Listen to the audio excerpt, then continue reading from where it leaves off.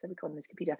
So welcome to our PR Hour Live. I'm really excited about this one because I think this is the easiest way to secure publicity, because I'm hoping you've all got one thing in common. You love what you do, you're passionate about it, and you totally believe that you can help people. If that's you, you're in the right room. So today is all about positioning yourself as the expert, and we're just going to dive in. This session is going to be a let's just do it, let's just take some action, and let's just get on with it during this hour. So there are going to be bits I'm going to get you to do, and kind of, if you can, with on your computer, you can go off and go on Google and just do a few little bits and bobs, but it's all recorded. We'll upload it to the club so you can access it as well. If you're watching this on replay, you'll have the notes of what you need to do as well. So let's get started. So I just want you to introduce yourself if you haven't already in the chat. Just put it what it is you do. Can I say anyone's done that? Not yet. Come on, guys. Just introduce yourself, what you do. We've got lovely John the Juggler, who's like been with me right from the beginning of my journey with Blueboo for years and years and years, and pops up occasionally, which is lovely. Hi, Janet. Brilliant. Good morning. Good morning. So this is all about positioning yourself as the expert. Oh, everyone's coming this morning. Let's just let everybody in, and then we're going to get started. I've even done a little PowerPoint presentation this morning. Don't worry, you won't be deaf by PowerPoint, but I just want to share a few things with you, and then we're going to keep coming back to you guys, so you're actually working on this as well. So what's the benefits of positioning yourself as the expert?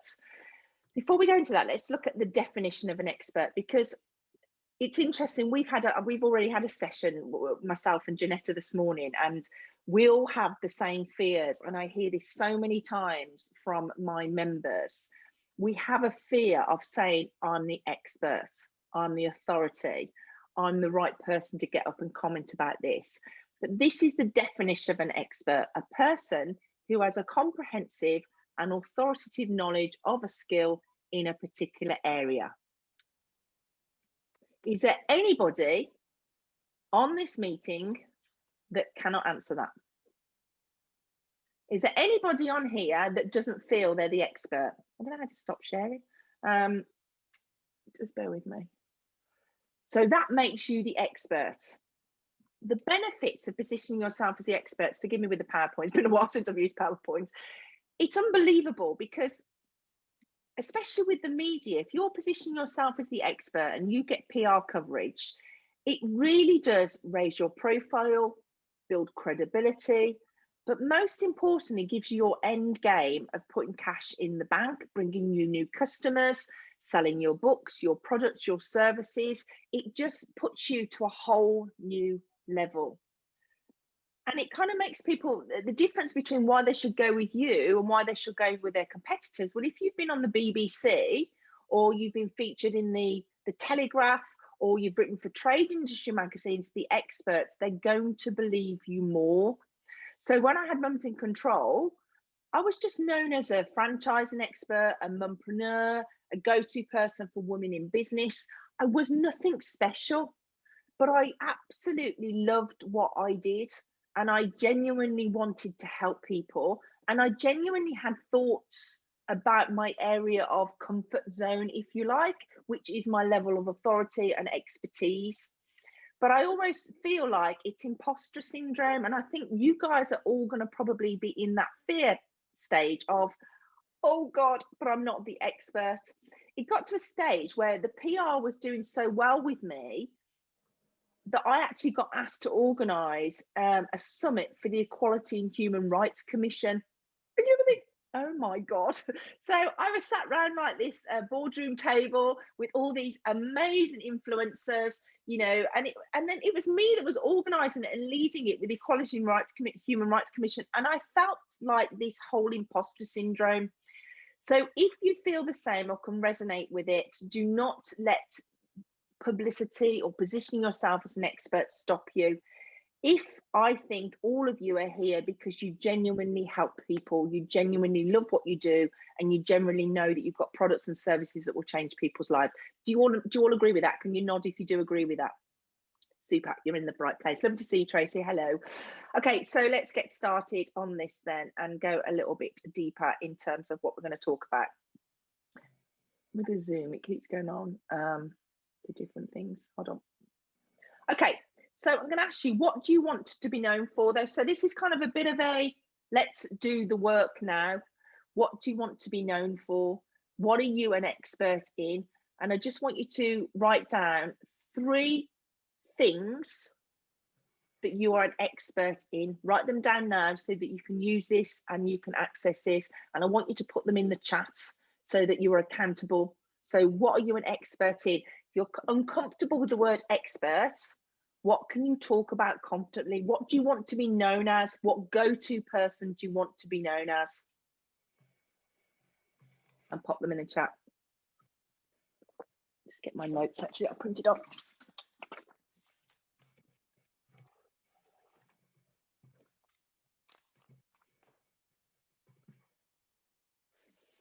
Okay, what I'm going to ask you to consider to do as well is moving forward is hopefully you've all considered your bio. So a lot of this is, if you're watching this on replay, it's going to be in the Media Matchmaker Club.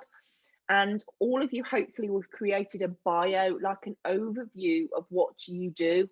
So leverage any qualifications you have, if you've been a public speaker, if you're an author, or certainly if you've got any media coverage. Those are the kind of the expertise that the journalists want to know. So let's just take a simple step back and talk about how the media search for experts. And then in a minute, I'm going to come to you so we can see what you're known as the expert as. So the media will hopefully, every single journalist very soon in the UK will go to Media Matchmaker and search for people. But until that happens, hi Claire, until that happens, what you're going to have to do is rely on how the media naturally look. Now, we've heard, you probably heard in previous discussions, the BBC, even ITV, they have their own database of experts. But in order for you to go into that database of an expert, you've still got to position yourself as the expert. They can't guess what your skill set is. So you've got to know, but what they will do is they will just do a Google search. If they're not in their database, they will just put a search for their experts. So quick little kind of game now. It's not like bingo or anything like that, but I'm going to ask you just 3 people who are the experts. So who would you say with the media, when I say I'm looking, the media will be looking for a travel expert, who will be their go-to person? Can anybody answer that? And unmute yourself if you know the answer. No, I thought this was an easy one. Okay, so Simon Coulson does all the interviews for BBC, for ITV, he's always on as the travel expert. Okay, here's a simpler one, hopefully. Money. Who's a money expert that's always on the media? Anybody got the answer to that one? Expert. Who's that, John? The money saving expert. Yay, yay. Yeah, brilliant. Okay, and then retail, there's Claire, oh gosh, I've forgotten the name. She's changed her surname. There's a lady called Claire who's known as the retail expert. So there's Mary Portas, who's Queen of Shops. Yes, there's different people out there as experts. What I wanted to show you is, I'm just going to share this with you. I'm going to come out of here. So if the media do what they will probably do, they will look for travel experts and Simon Calder comes up. Now, if you're looking for inspiration to see how he's written his own expert site, this is a good one to go at. But what you guys should be doing is all kind of looking at who are experts in your fields so that you can look at it, be inspired, and make sure you start becoming the expert too. So I'm going to have a look at what you've said in terms of an expert. Danny Greaves, coaching and confidence and speaking. So that's what you're an expert in, Danny. Brilliant. Catherine Sutton, airborne allergy action. Yeah, indoor air quality and helping people improve their indoor air quality. Perfect. Janet, expert in developing brands and businesses in the beauty, spa and wellness industry. Brilliant. Might want to shorten that down, but yes, brilliant. Okay, help clients get healthy and stay healthy, and help business to get better results for their clients. I do this with a range of top quality. Okay, so this is great because I know what you do, Anne. Sorry, I've just read through this. Everyone can see this in the chat. Okay, so you've got 3 words. What are you an expert in? And are you an expert in gut health? Are you an expert in, what's the term? I'm an expert in network marketing. I'm an expert in gut health. Well, I wouldn't say I was nobody's an expert in gut health. That's the problem. Okay, stop. Do you know, if I ask you about my gut and I'm in agony at the moment and things just start settling down, I just want something that can help me. Can you help me and talk on this subject? Yes. Okay. It's just such a new science. See, the doctor I work with, he said, if somebody tells you they're an expert in gut health, stand up and walk out, because they're not. Do you know, it's funny actually, because I do take on board what you're saying, especially from a medical point of view and from a financial point of view. You've got to be very careful how you position yourself from a legality point of view. And I know there are people out there who know more and are qualified and have gone, done PhDs in this subject. So that's why I feel I can talk about gut health all day long, and I know a lot about it. So change the terms. My area of expertise is gut health, or my area of knowledge is do what's comfortable to you. I'm trying to push you in terms of putting yourself in front of the journalists so they know they want to talk to someone about gut health. We can go to Anne. She's going to help people with that.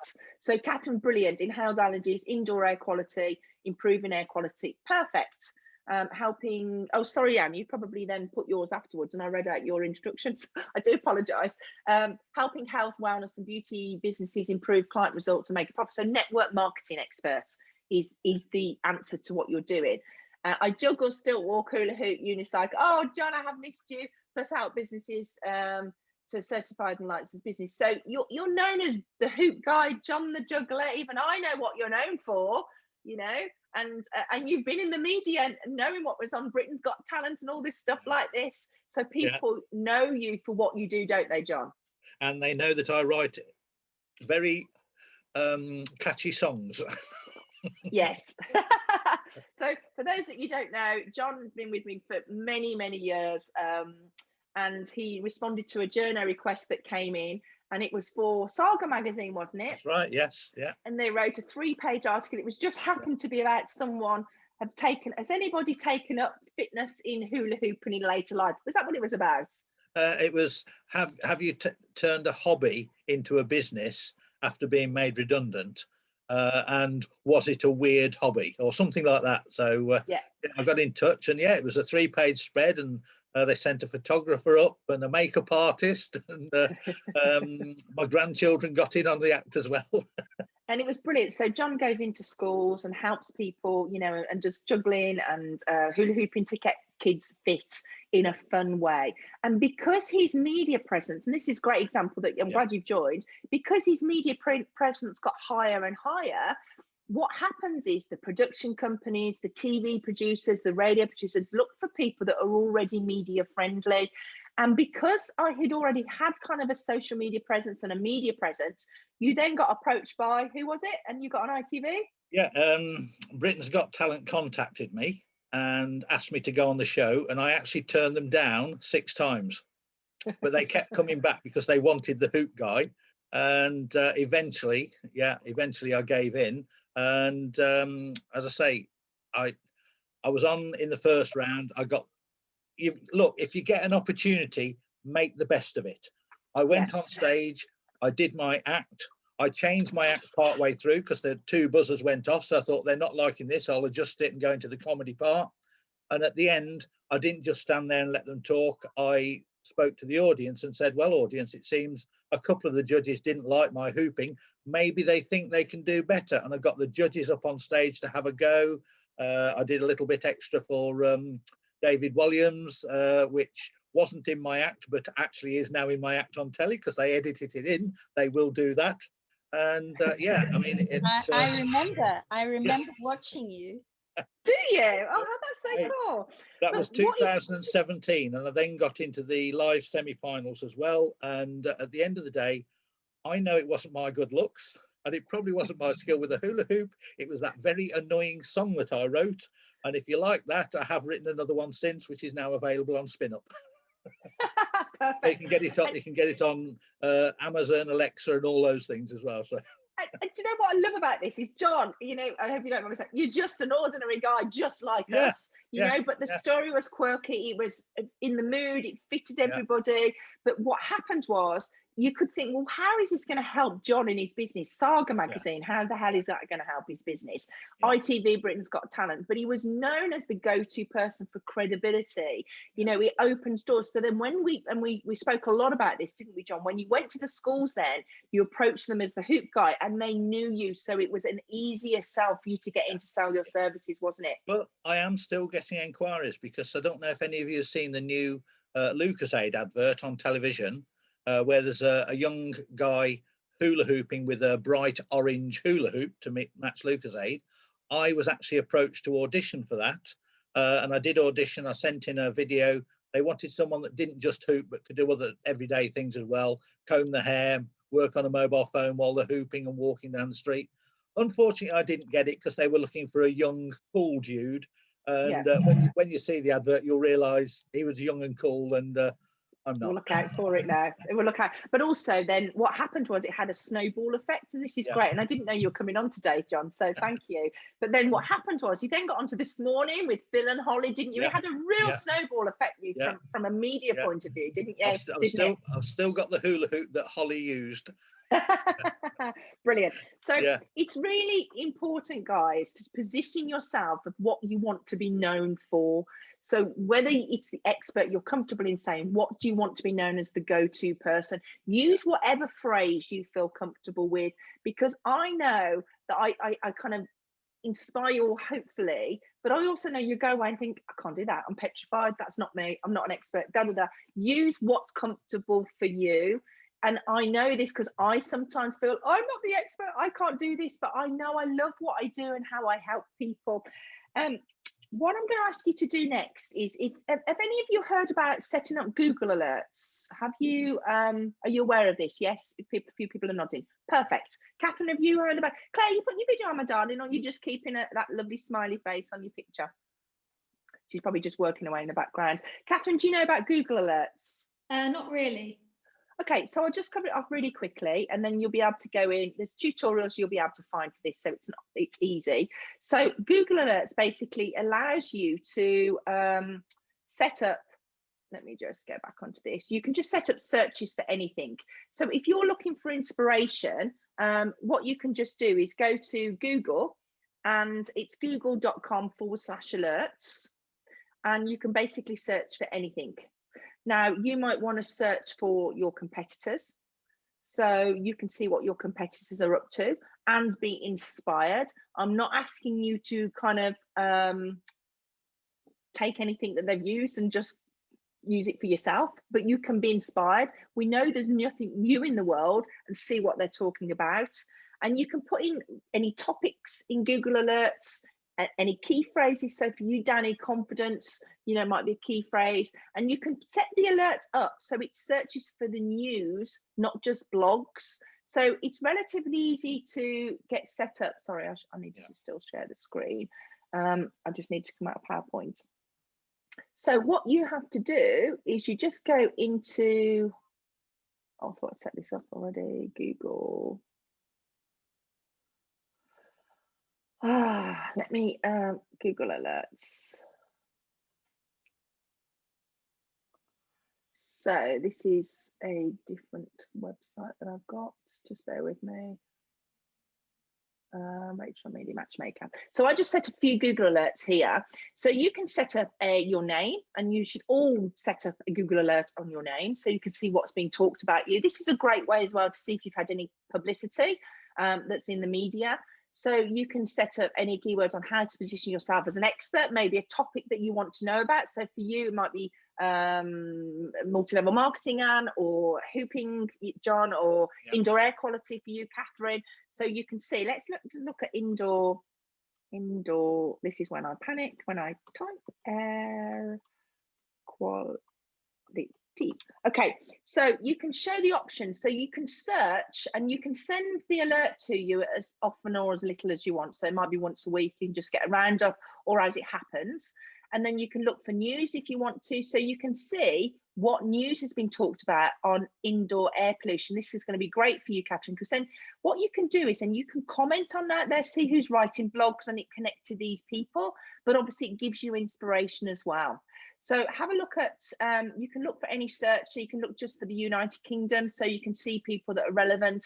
But this is just a great way for you to be inspired, but also to see who's talking about you, who's talking about your competitors, and who's talking about anything within your industry.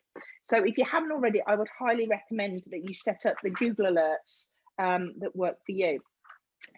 The other thing to consider is if you want to be known as the go-to person, potentially you could register a URL. So indoor air quality expert, confidence expert, I'm sure that's gone, Danny. But have any of you registered a URL or a website that kind of promotes not your name, but your expertise, like the retail champion or the moneysavingexpert.com? Do you see what I mean? Has anybody done that at all? Tracy, you're HR, aren't you? Forgive me, I think it's HR, yeah. I've slept since we spoke a couple of days ago or last week at my age. So Claire is a fitness expert, you know, ladies fitness over 50, you know, have you set Janet, you know, in terms of what you do, have any of you set anything up, or would you consider doing something like that if you want to be specifically known as the expert? Because then they can find you. Janet, yeah, you're going to say something? You can also do it as part of your SEO, can't you? So some yes, of the you can. Yeah. So that was going to be the next stage. Perfect. So in terms of, yes, you can do it as your SEO. So you set it up so that search term, perhaps share with us, Janet, because I'm not a real expert on SEO, but you can optimize your website so that everything your sign off should be known as the go-to person. So when someone searches for you, like we search for Simon, as we search for the travel expert, his name popped up. So you need to define what you want to be known as. Now, once you've done this once, you're not going to have to do this every single time. So this is just part of a strategy. So I know sometimes you go away from these meetings and probably think, oh God, I've got so much work to do now. But even if you just pick one strategy a month or a quarter, whatever suits you, this is probably one of the easiest ways to position yourself, you know, to get publicity, because you're going to be talking about the topics of interest to you. So yes, absolutely make sure you've optimized. Have you done that with yourself, Janet? Have you Googled yourself? Do you know that you come up with certain search terms or anything? I do, but I'm also doing more of that at the moment. Because we launched in the e-learning program, I'm looking at all our SEO and our blogs and our content. Yeah. So. Brilliant. Danny, are you aware? Have you got any competitors that you're aware of? There's so many coaches, so there's competitors everywhere. So it's more about there are sort of maybe different levels of coaches, if you like. So there are like media personalities and then more micro influencers.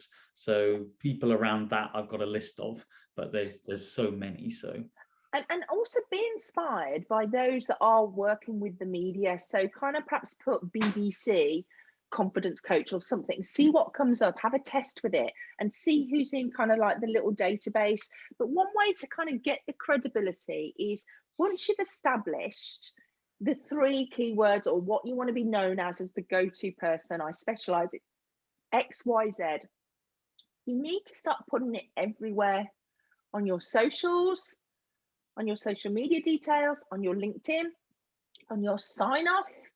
You need to be every time you approach a journalist, under your bio underneath of what your areas of expertise are, you know, how you can help people. So everyone knows that you are the go-to person for this. Janet, yeah. So Rachel, would you recommend coming up with a name to define yourself? Like some people might call themselves the dating coach, or like Joe Wex, the body, what does he call himself? The body coach. Yes, yeah, absolutely. I think it depends on in terms of where you want to be. If this is going to be something you really want to play a big part and position yourself as the expert, being the go-to person, absolutely do that. Yeah, and Janet, you're at that stage. You know, you've got a lot of credibility behind you. You've written some great articles, you've been asked to write guest blogs, you've got the badge, you've earned the stripes, all of you have, but some of us feel more comfortable or feel ready to go. Catherine, you should be looking at something like this, but we'll just get to the radio station interviews first. I'll do it one step at a time. But I think you should be known as maybe the indoor air quality, because to be honest, your optimized website, you should be brought up. Don't think sometimes you have to register URL. It may be that it just directs them to your landing page of yourself, your press page, your media page. But yes, if you can, have a look to see if there's a URL that you could use. So have you got anything in mind, Janet, for you? No. Not at the moment, but I'm just thinking about, yeah, because you see lots of people do it, and absolutely do. Positions them, so yeah. And also when you do interviews, then you can sign off as the beauty expert and they'll introduce you in an outro, and sometimes it's easier than remembering a brand of a name. So I think, you know, my brand before, and I've still got the business, was Blue Boo Media, and I completely made that up. I loved it, you know, I was passionate about it and everybody knew me for Blue Boo Media, but it didn't say exactly what it needed to say on the tin. Media Matchmaker, I think, does do that. You know, so my name kind of says what I'm known for. So, you know, I've tried to create a URL that kind of matches the expertise as well. So absolutely look at that. What I'm going to ask you to do as well is to consider, and what Danny said is a really good point, is we've all got peers, we've all got people out there that are doing what we do.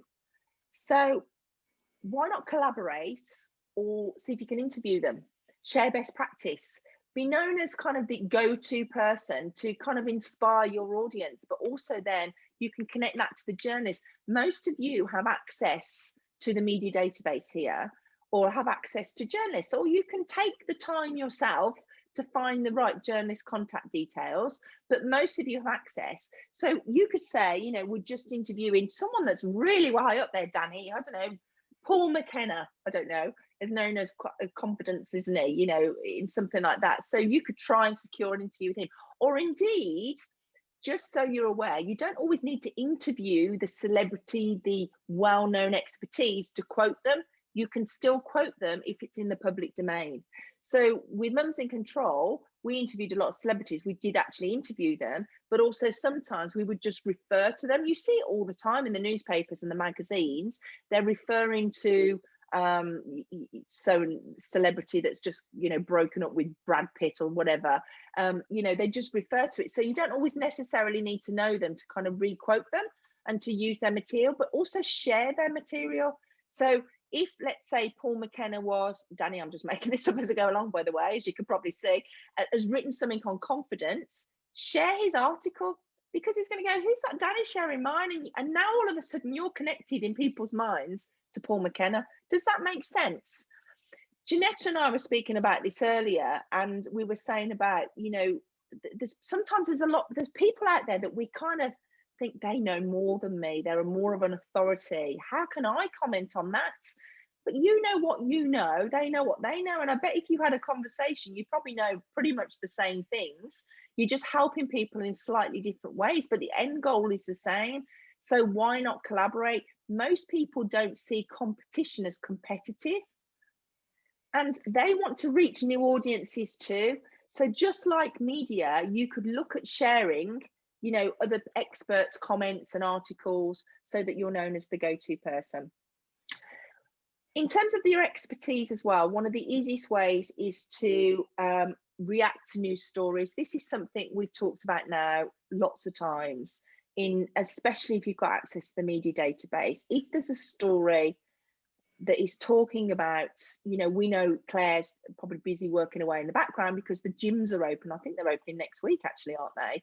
So we know that she's going to be very busy kind of positioning herself ready to do radio interviews or TV interviews or blogs to talk to people about how to feel comfortable going back to the gym. But she's the expert in that field, so she can position herself as the expert. So think about if there's any trending news stories that you can comment on and just approach the media. Sometimes some of us don't like writing. Sometimes some of us love radio interviews or don't want to do the radio interview but just want to do the writing.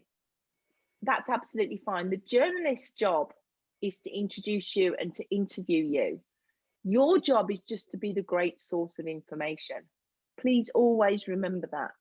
So don't always feel you have to write a press release to get positioned in the media. If there's a breaking news story, just approach them. In light of today's feature, or the court case with the indoor air quality thing, or the outdoor quality, Catherine, the trial that's going to come, we know that's pending, that's going to come up, you can comment on that, put it out to the right type of media so they can come to you to talk about the story. They'll write the article if they're interested, or they'll interview you. They'll find the angle. John, yeah? Yeah, I happily accepted some advice from you a few years ago, Rachel, and I've used it ever since. If ever I get the chance to be on the radio, which has happened a number of times, and the radio, if they're struggling for something to talk about, they think, oh, we get John, he'll talk about something, whether it's juggling, hula hooping or whatever.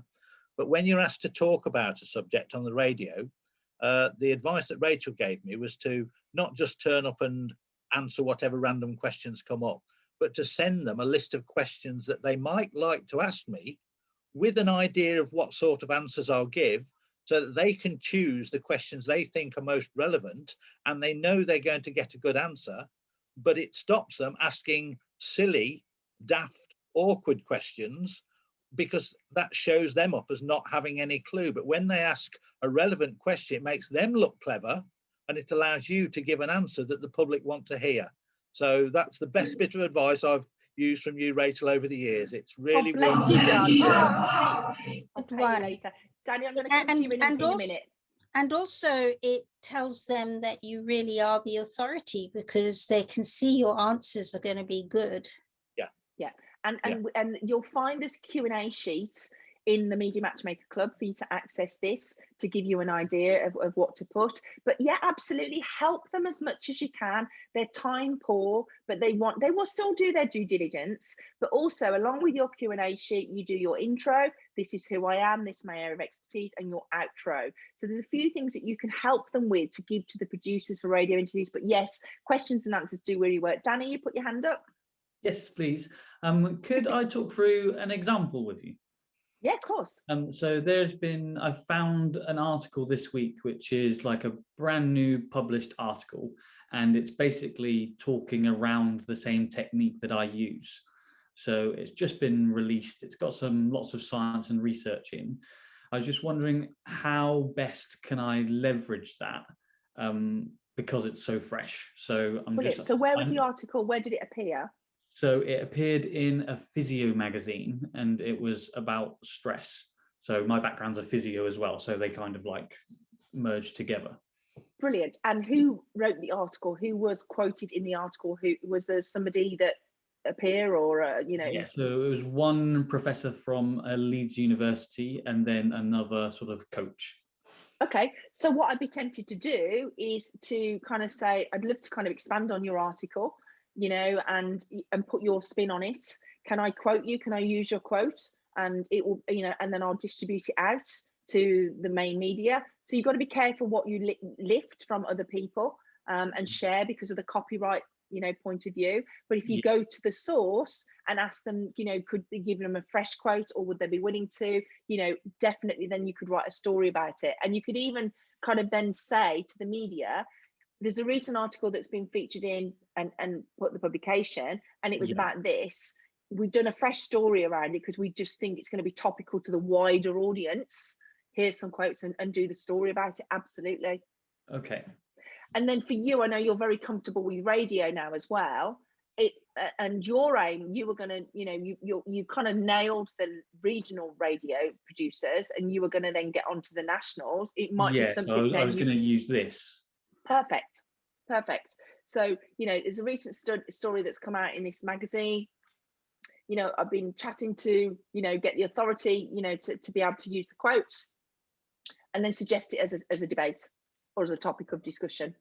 Okay, cool. Absolutely. You may not even need, to refer to the actual article if you go direct to the sources, or just use it as a if it's what the techniques you use already, just use it as an inspired kind of story.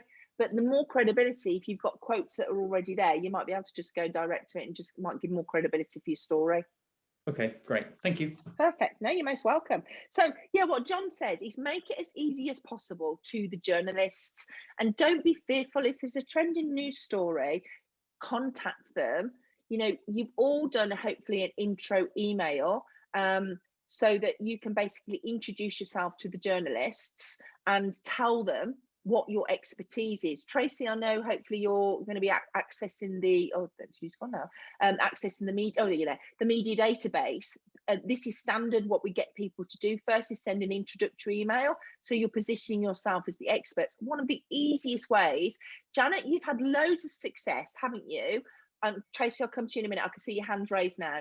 Janet, you've had success by sending these intro emails and just positioning yourself as the expert, haven't you? Yeah, I have. But I also, when I joined Media Matchmaker, I wrote my press bio, I wrote my bio, and I talked about myself as the expert, which felt uncomfortable in the beginning, but actually that's what I do as a business as well. Brilliant. So yeah, so I think that's also helped, Rachel. Fantastic. Okay, that's great. Thank you. Tracy, you were going to ask a question?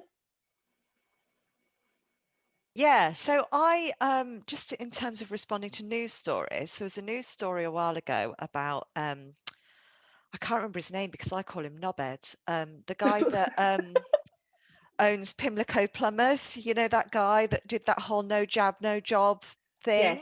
Yes. So that was all over the press. So I wholeheartedly disagreed with his approach and kind of put some words together and bashed a few emails out to some of the BBC contacts I had and some of the kind of local papers that I've got, you know, editors' details. My view on it was quite controversial and they didn't pick it up at all. And my question was around,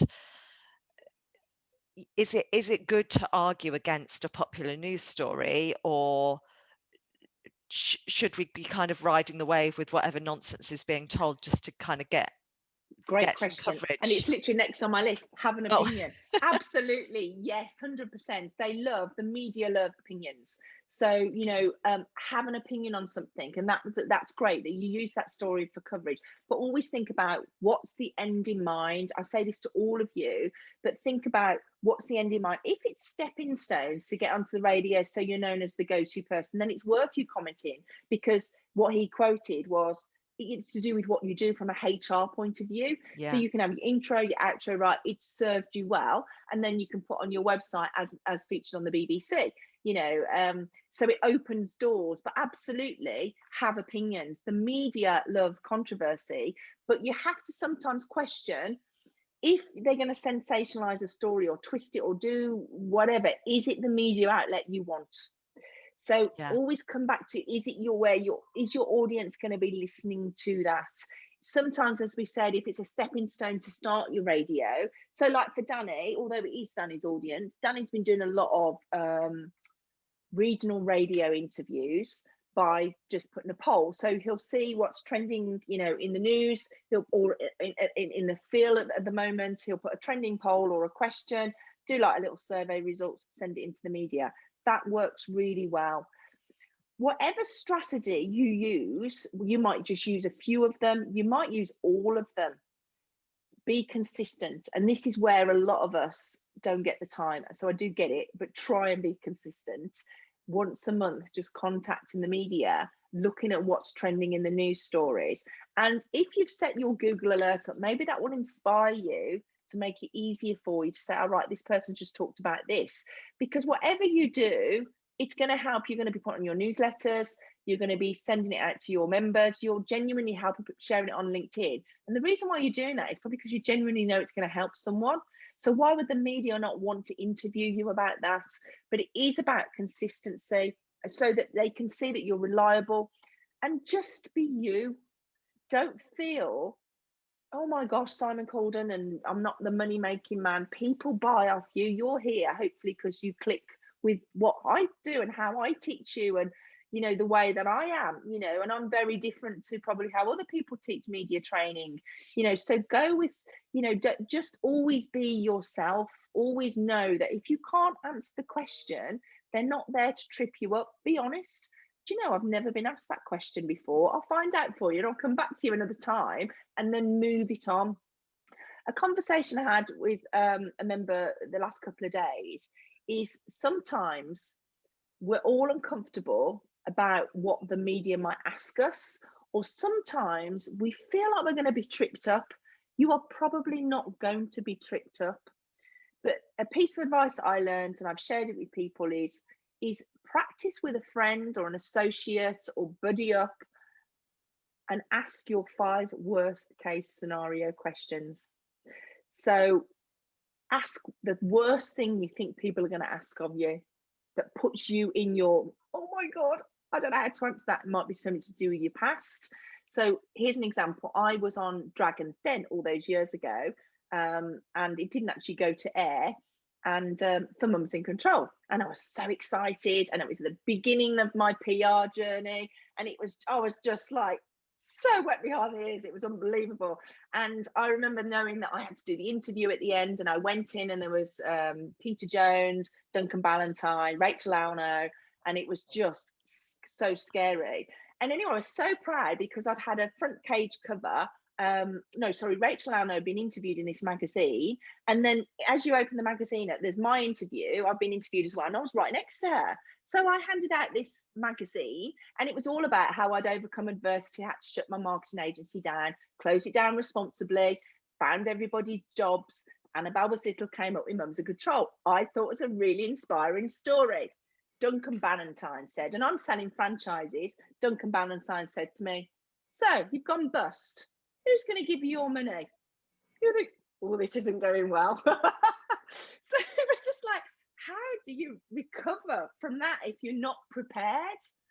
You know, and I probably wasn't prepared. It never went to air, thankfully. But I did it responsibly. Everybody found jobs. We lost a big contract. It was the John Caldwell account. I had a reasonable, I had my answer. But if you panic, if you've got something, a skeleton in your closet or something you're uncomfortable with, just make sure you prepare your answer, you know, that you've got your, so they're not there to trip you up. They're there to inspire their audience, but just be prepared. If you've got any kind of nervousness about it, just become the politician. I don't know the answer to that one, or that was a long time ago and I've moved on since and I've learned from it because of X, Y, Z. So learn to become the politician to move the story around. So there, I probably overshared there, haven't I? Yeah, but we're all exactly. To be fair, probably every one of those has lost a business at some time. Absolutely. And they say that with entrepreneurs, don't they? You know, and as I say, it was just, you know, I had it for 8 years and it was brilliant and I loved the business, you know, but it's just life. It's just how it happens. Top entrepreneurs at some point or another have had a business fold. It's part of the deal. You should have said, Rachel. And you know, one of the things that I'd like to just quickly add here too is that it's when you get attacked by somebody as well, because that's one of our fears as well. And I've recently been attacked, and it's taught me so much. A, to have parameters. B, to have no problem in blocking that person, however influential they are, because that's the other thing that we tend to go, well, if I go out there and I get attacked, then I'll be destroyed. Yeah, and it's overcome that fear. Anne, were you going to say something as well? I was going to say something a bit jokey actually, and it would have been very mean because I do like Duncan, but I was on a TV program with him once. But you should have said, I haven't lost as many businesses as you've lost wives. Well, this is the thing. This is the thing. When you're in an interview, we know we panic. I know. Can't think straight. And Anne, you know this. I got you on TV, didn't I? I got you to do your worst nightmare and got you on TV, and it was like, oh my God, you were in major panic mode, but you did it. You were amazing. I don't know how you got. I'll never do it again. Not like say that.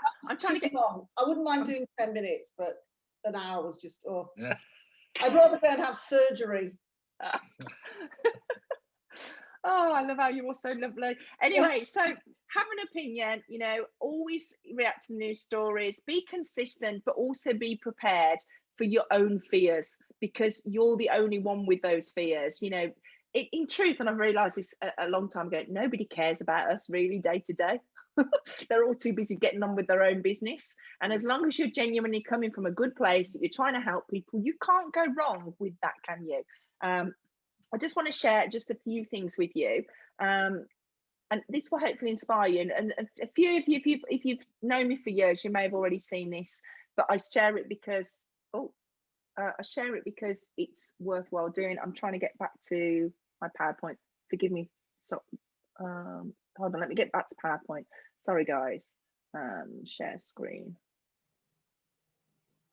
I've got you at the bottom. You know, with Zoom, you have to keep moving everybody around, don't you? Okay, so this is what I want to share with you. So we approached the BBC years back now, BBC Breakfast, to find out what they say about finding experts. So we asked them, how do you find your experts? And they said, we have a range of sources. We meet people at events. We have trusted PRs, and some of them contact us directly. They are open to new sources. You know, with Media Matchmaker now, we're going to be proactively, we've already emailed, I think, 180 radio producers this morning to say, use our database. But if you've got a trending news story that's out and you know that you can talk about it, you need to approach the BBC, whether it's TV or radio, and put yourself forward as the known as the authority, the go-to person if you don't want to use experts. What do you look for in an expert? Now, this is really important. Plain speaking, can they get a complex story across easily? Will they join us on location or in our studio? A lot has changed in the last 12 months. Impartial, we don't want anyone on air plugging their business. This is really key, especially, you know, for like the BBC.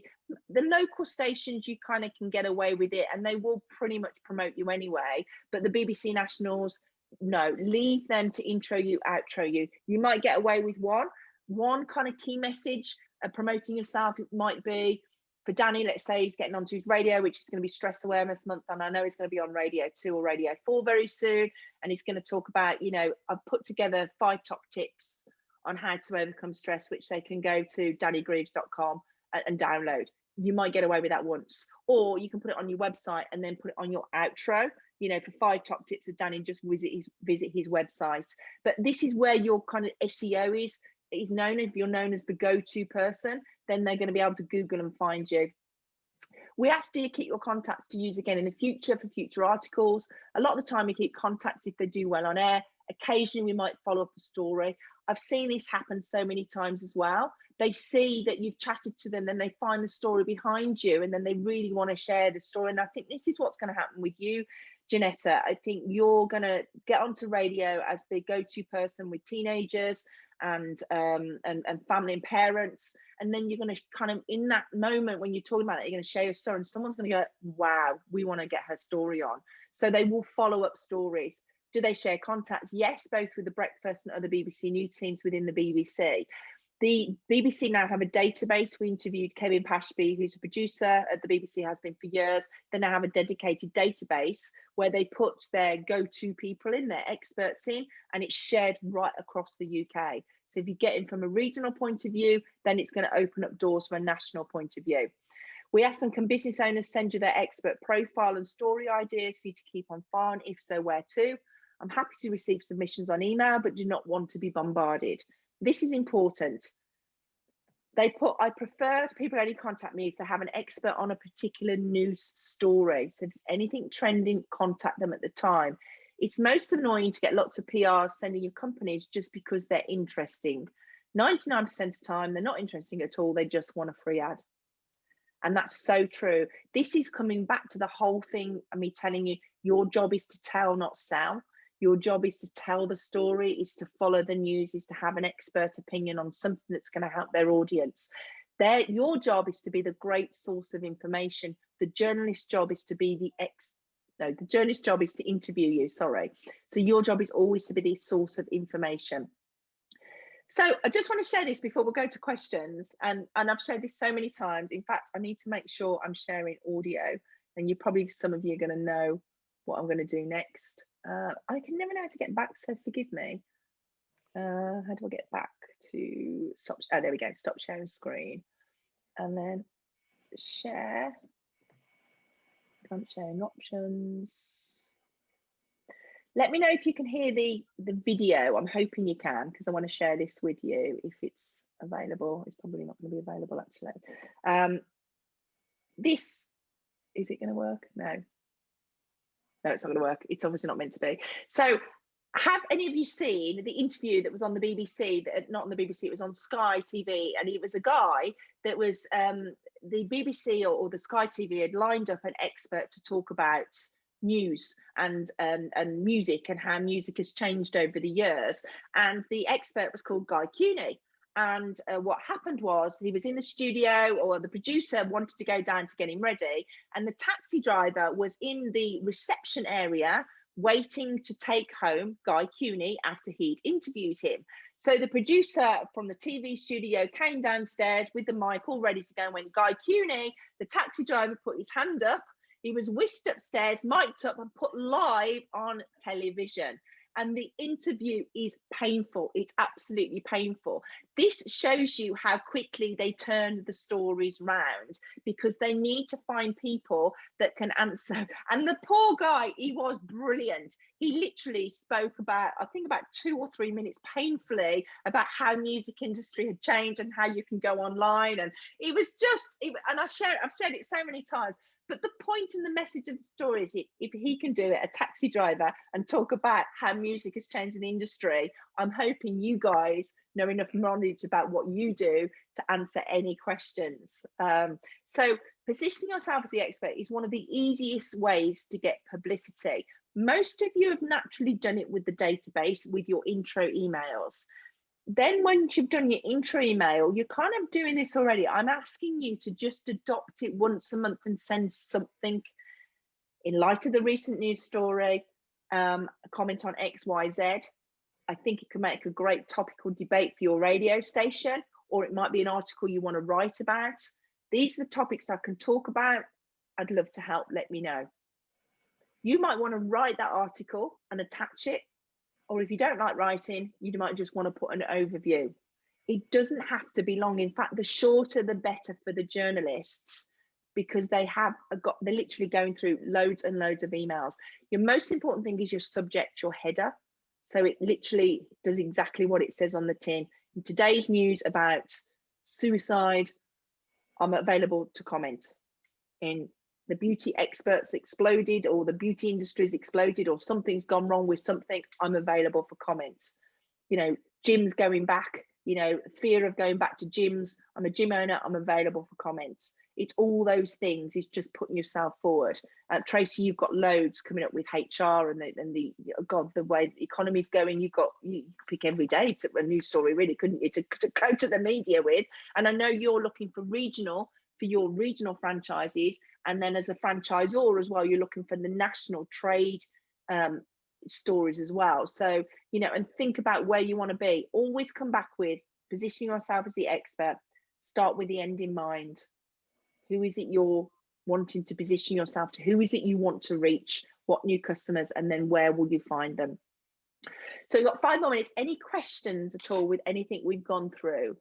Does anybody feel that they're comfortable, that they can approach the media and say, yeah, I'm an authoritative, or I'm a go-to person, I'm the expert? Any questions?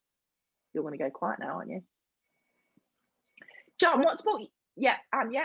So, a little while ago, I did do a release, first time ever. I didn't get anything taken up. It was an independent viewer network marketing, so I wasn't plugging my business. Obviously, I mentioned what I did, but that was it.